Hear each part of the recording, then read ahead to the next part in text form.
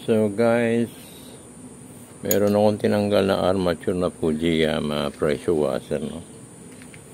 So yung issue ng Fujiyama na yun,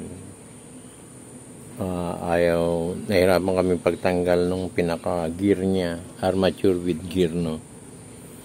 Yung gear niya ang talagang sira, bearing sa ilalim ng gear. So eto ang pinantanggal ko siya. Medyo nahirapan na, halos nakiluto dahil sobrang sikip.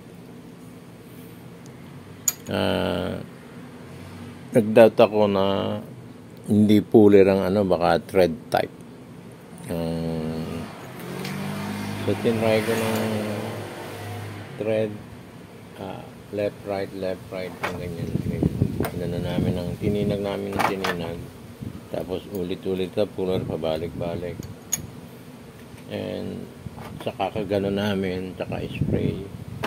Ayun, natinag ng konti left and right, pero ay tumaas.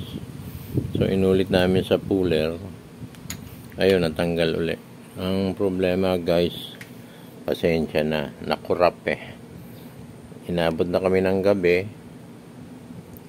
Pagtingin ko, wala pa yung video. Ang nakunan yung second part, yung katawan, pagpapalit ng bearing. So hindi naman yun ang issue yung pinakaano niya. Dinala lang sa akin na naka-disassemble na ng isang kaibigan natin, technician na rin. Yun na lang ang inabot ko. Demo ko na lang sa inyo with picture yung yung gear kung paano ko tinanggal, kasi medyo mahirap. Medyo mag-iisip ka kung thread type or puller ang gagamit sa sobrang sikip. Tingnan natin guys,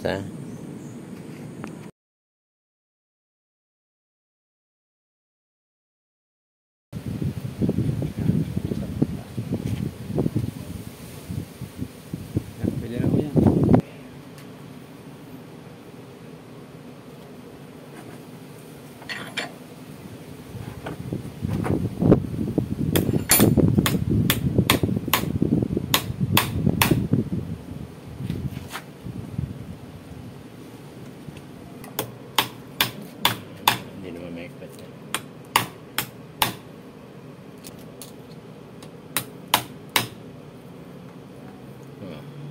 Isa pa.